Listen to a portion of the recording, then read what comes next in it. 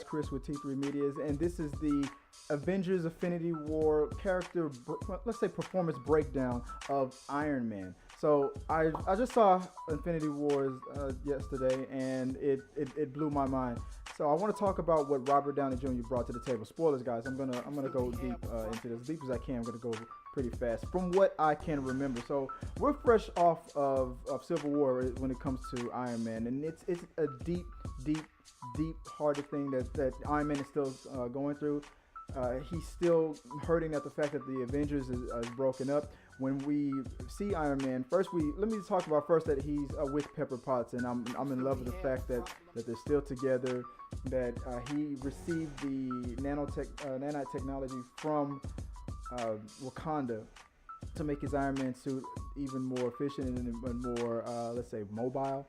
It's a part of him now. He corrected his chest situation, but he put a little implant back on his chest. It wasn't really Pepper's favorite. She didn't really like that going in the conversation, but it was a quick conversation. He explained it really fast, and it did have me going, oh, whoa, what the heck is that thing doing back on your chest? Thought you took that off, and they explained it perfectly. Now going deeper into the magic that immediately happened, bringing the Hulk back into Earth, and then bumping into Doctor Strange. The whole this is what I was waiting for. I wanted to see the dynamic between people who were similar to Iron Man's personality, and Doctor Strange was an arrogant, witty dude, and you got that back and forth with them, and it did not disappoint. The second they met, they immediately started clashing. The people that are similar to Iron Man's ego, you immediately got that. But we got a little bit of that, and we got out of it immediately since Thanos' thugs came in to New York, and you finally get to see the suit more for the first time. And right from the jump, you know that Iron Man realizes that this is bigger than anything that he's ever faced or they will ever face. I mean, the threat that Loki brought to Earth was just honestly a taste.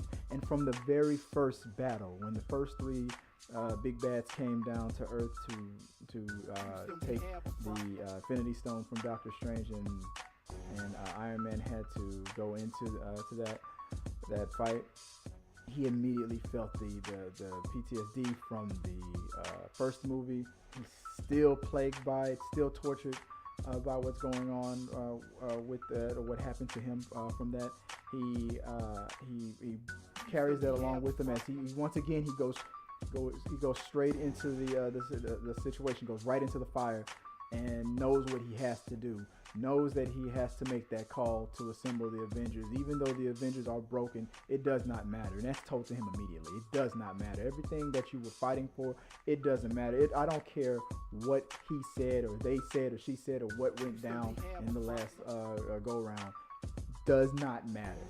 I mean, we got the universe at stake here. Not just the city, not the world, the universe. It's bigger than everybody. So that was known and felt right from the beginning. From Robert Downey Jr.'s performance, right from the get-go, it was palpable. It was right there. All of the emotion, all that you felt from Iron Man 1, 2, 3, all the way through every Avengers movie. Even with what was going on with between Peter Parker and Iron Man on Homecoming, the gravity of that, the father figureness of it, the fact that I assembled this team, and I shared this leadership role with the captain, and to the point where I think he's ready to hand it off. I feel like the burden, the weight on his soul, the fact that he wants to settle down with Pepper, it's taking its toll on him. I'm not gonna. You only get lucky so many times. You only can win so many times. Your heart's gonna give out. Your spirit's gonna give out. Your body's gonna give out. When is it enough? When are you going to say when? Even in the trailer, you saw that one punch from Thanos when he met Thanos. That was big. I'll get into that later. But here's something else that I knew that I wanted to see going into it. going further along, another ego that I could not wait to see bump heads with Iron Man was Star-Lord, and it did not disappoint. That little nugget that you got from the trailer about the plane sucking and all, that was just a taste of it. The Jesus line that was in the movie was brilliant.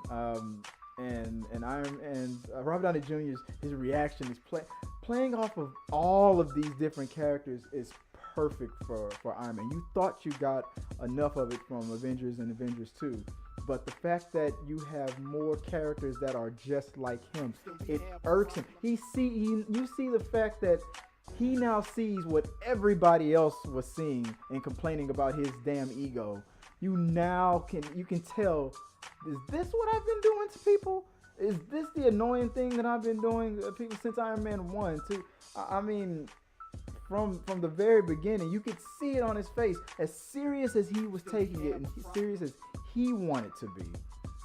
He was bumping into people that were not taking it as, or at least seemingly not taking it as seriously as he used to do from the beginning, from the first movie that launched his whole thing. And you could see now the maturity, the growth in this character, all the way to the very end when it all disappeared or started to disappear, losing it all. His worst nightmare finally coming true. The thing that he could not laugh off, joke off anymore.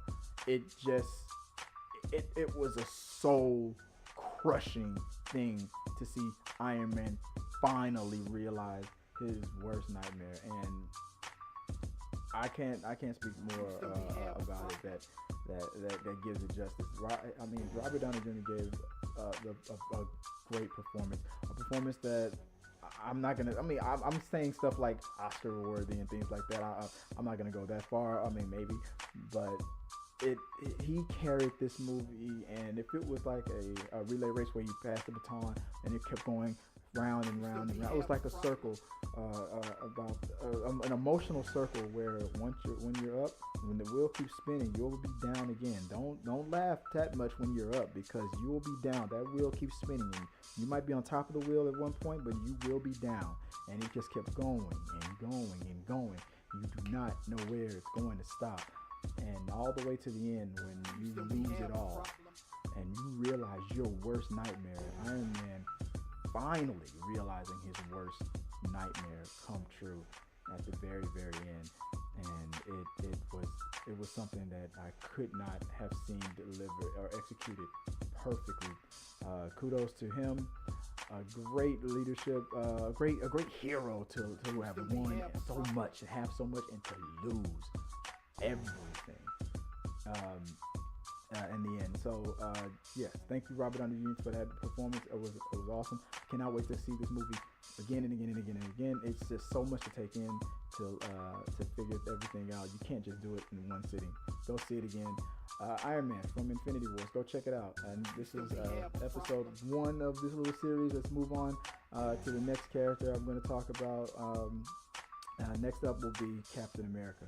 So give me your for this one. Just give me your thoughts and your comments for Iron Man. Just keep it all Iron Man on this video, and just put it in the box. Let me know what you guys thought about the movie, what you think about my reaction, and how his performance made me feel in Infinity Warfare. What do you think is going to happen in the future, in the next movie, and moving forward? And until next time, guys, peace.